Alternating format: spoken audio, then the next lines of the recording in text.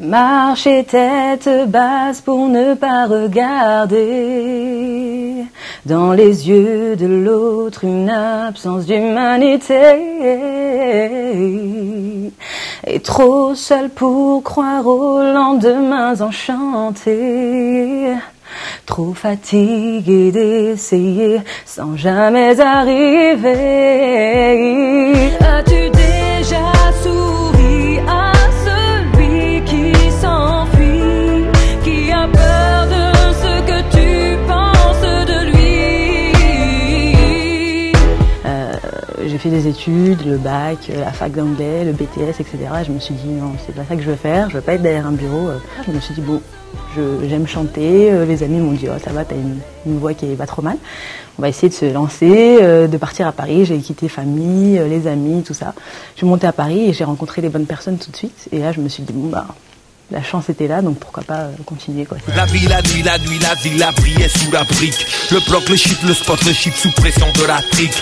En plein mois de janvier, d'un coup les cours sont achevés. Ça finit par des molotovs après un pillage à ED.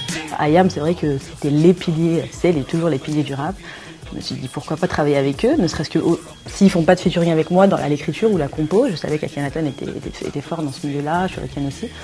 Donc mon producteur avait le contact de Shuriken, il l'appelle, il lui dit voilà on a des maquettes, j'ai une artiste, est-ce qu'on peut venir à la Cosia faire écouter les maquettes? Donc on descend à Marseille, on fait écouter les maquettes à Akhenaton et à Shuriken. Donc on leur fait écouter les 5 morceaux et ils sont là, impassibles et le stress est au maximum et tout ça. Et ils disent bon bah ok, moi je produis un morceau. Akhenaton dit ça, Shuriken il dit bah moi j'écris le morceau. Donc c'était qu'un seul morceau à la base. Et au fil du temps, des mois, je me suis retrouvée avec la moitié de l'album composé par Akhenaton et Shuriken.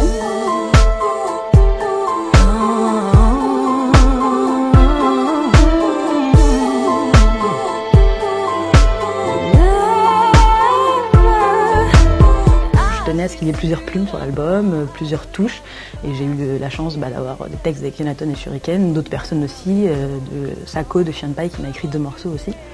Et je tenais vraiment à avoir plusieurs visions. Par exemple, les textes sur l'amour, c'est pas moi qui les ai écrits, c'est un homme. Je voulais vraiment que ce soit un homme qui me donne sa vision de l'amour en fait, parce que moi je voulais pas tomber dans le guimauve, dans Fleur Bleue me dira je t'aime, tu m'aimes, tu m'as quitté, etc. Après j'ai écrit les d'autres morceaux aussi qui me parlaient plus, des mélodies qui me parlaient plus, les instrus aussi.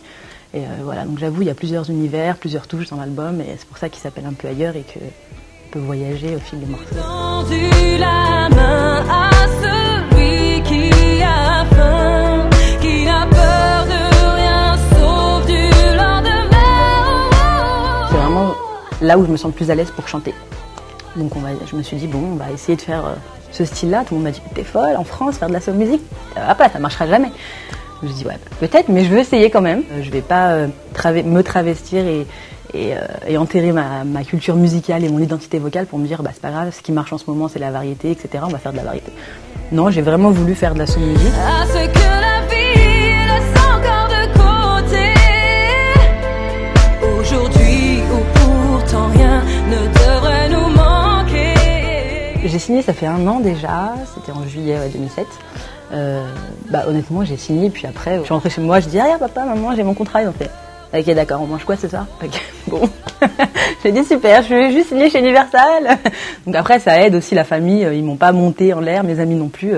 Ça aide à rester, avoir les pieds sur terre et se dire c'est bon, voilà c'est Universal effectivement, mais te la raconte pas quoi, c'est voilà maintenant tu travailles et c'est tout.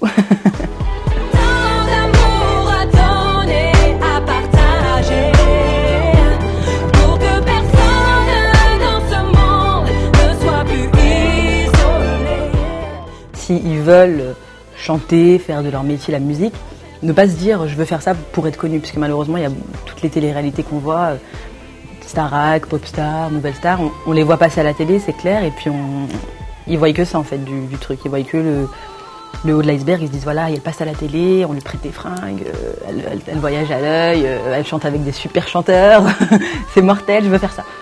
Mais à côté, il n'y a pas que ça malheureusement, il y a les séances de studio qui durent des heures, toutes les nuits, il faut écrire, il faut...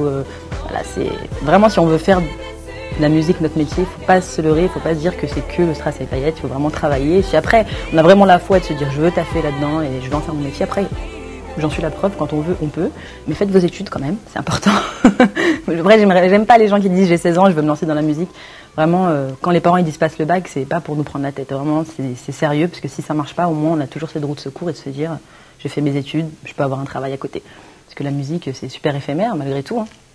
Donc, s'ils le veulent, il n'y a pas de souci, ils peuvent se lancer, mais vraiment qu'ils aient bien réfléchi et qu'ils aient les pieds sur terre et la tête sur les épaules et de se dire ok, je vais le faire, mais à côté, il y a tout ça, il y a du taf, etc. Après, le reste, il y a un peu de chance aussi, j'avoue. Après, le reste, ça vient tout seul. Moi, j'ai